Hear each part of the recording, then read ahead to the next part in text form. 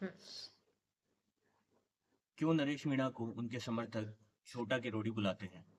क्यों कांग्रेस से बार बार टिकट नहीं मिलने के बावजूद भी वो बगावत करते हैं और वापस कांग्रेस में लौट जाते हैं? क्या एसडीएम को मारा गया थप्पड़ राजनीतिक मूर्खता थी या कोई पब्लिसिटी स्टंट? नमस्कार, स्वागत है आपका। आज बात कर रहे हैं देवली उनियारा की। और बात खाली मैं ही नहीं कर रहा हूँ, हर कोई जो कि राजनीति से संबंध रखता है। इवन मैं तो उन सोशल मीडिया पेजेस को भी देख रहा हूँ जिनका राजनीति से कोई सरोकार नहीं रहा है, वो भी इस विषय पर वीडियो बनाकर अपलोड कर रहे हैं, क्योंकि ये विषय अब खाली देवली उनियारा का नहीं रह गया है, पूरे देश के अंदर मौजूद प्रशासनिक अधिकारियों की सुरक्षा पर जाकर रुक गया है। देवली उनियारा के अंदर 13 तारीख को उपचुनाव का मतदान था। निर्दलीय प्रत्याशी हैं नरेश मीणा।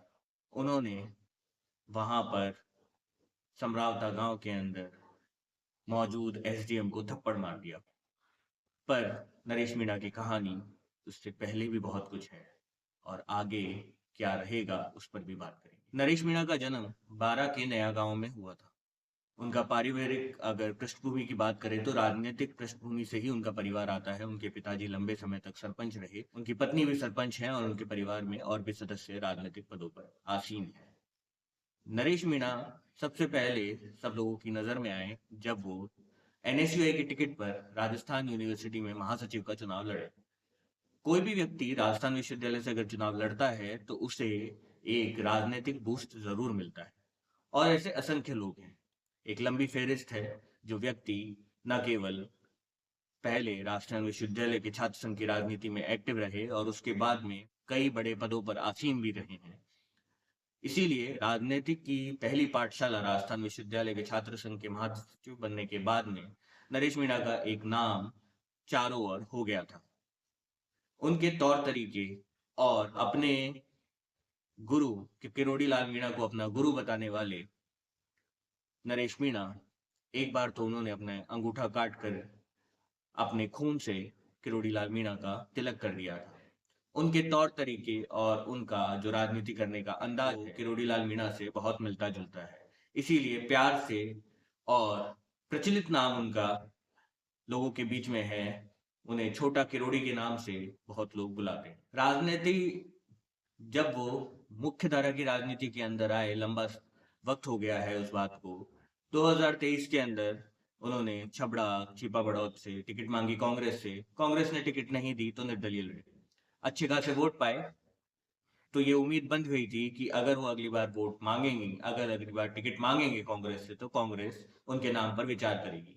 इसीलिए उन्होंने मीणा बाहुल्य सीट, दौसा की सीट पर अपनी दावेदारी पेश की लोकसभा के अंदर।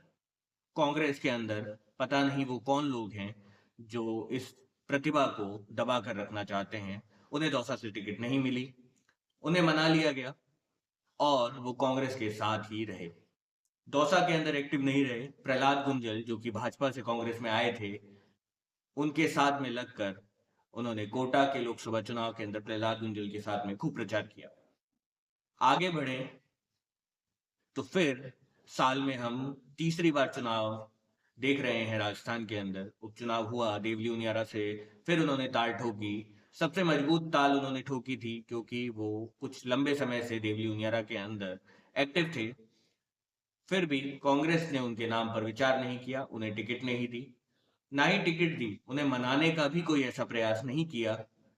उसके कारण क्या थे वो कांग्रेस और कांग्रेस का नेतृत्व जानता है। पर इस बार नरेश मीणा ने बगावत खुली करी, कहा कि मैं चुनाव लड़ूंगा।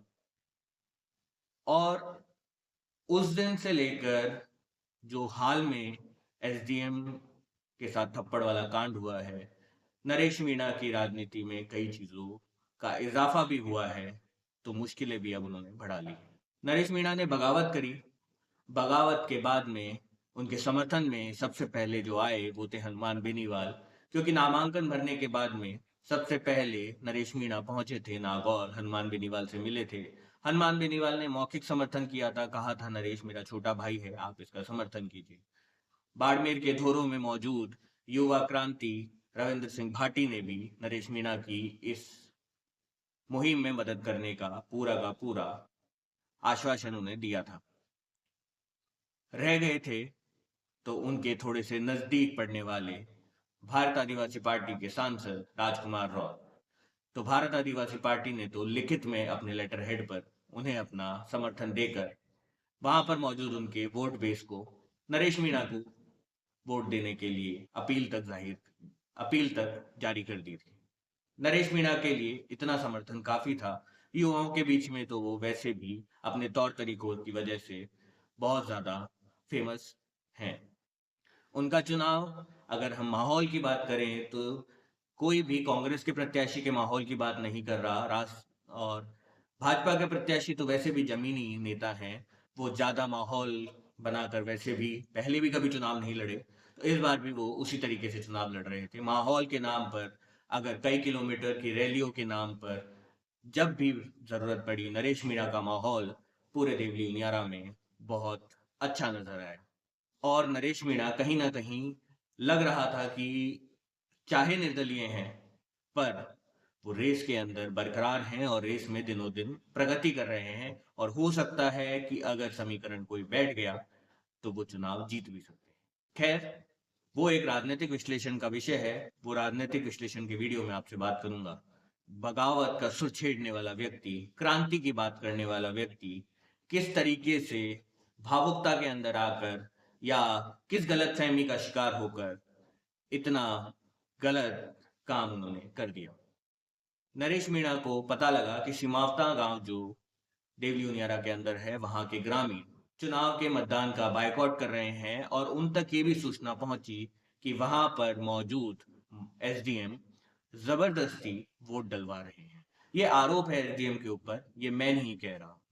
एसडीएम साहब ने अपने हाल ही के इंटरव्यू में ये क्लियर भी किया है कि उन्हें इस तरीके के आदेश मिले थे कि जाकर के कम से कम सरकारी कर्मचारियों के वोट तो डलवा दिए जाएं, जिससे कि ये नजर में नहीं आए कि गांव वालों ने किसी भी तरीके का बायकॉट किया था।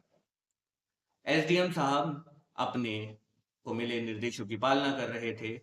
नरेश मीणा वहां पहुंचे। नरेश मीणा वहां पहुंचे, उन्हें क्या गलतफहमी हुई, उन्हें किस तरीके का फीडबैक मिला, उन्हें किस तरीके का माहौल मिला, वो किस तरीके से इतने गुस्से में आ गए और गुस्से में आकर भूल गए कि सामने बैठा व्यक्ति कोई आम व्यक्ति नहीं है। वर्तमान में वो एक ड्यूटी पर ऑफिसर है, एसडीएम लेवल का अधिकारी है।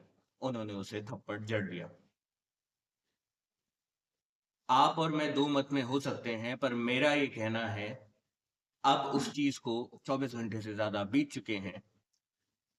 आप अगर खुद को जनप्रतिनिधि मानते हैं या जनप्रतिनिधि बनने का ख्वाब मन में पाल कर रखते हैं, तो इतनी सावचेतता और इतनी जागरूकता आपके मन में होनी चाहिए कि सामने मौजूद व्यक्ति को आप पहचान कर उसके कद और पद के अनुरूप ही व्यवहार करें। एक ऑन ड्यूटी एसडीएम पर थप्पड़ मारना, ये किस तरीके का जनप्रतिनिधि देवली उनियारा की जनता के बीच में आकर चुनाव लड़ने की कोशिश कर रहा था।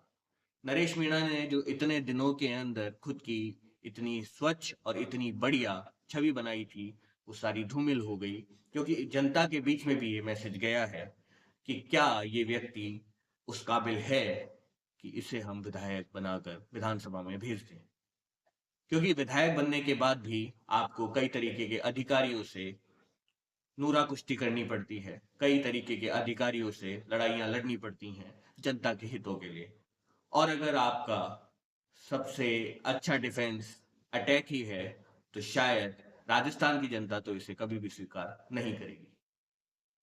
और आप इसे किसी भी तरीके से कह लीजिए, एक ऑन ड्यूटी अधिकारी को थप्पड़ मारना तो गलत है, तो गलत रहेगा ही।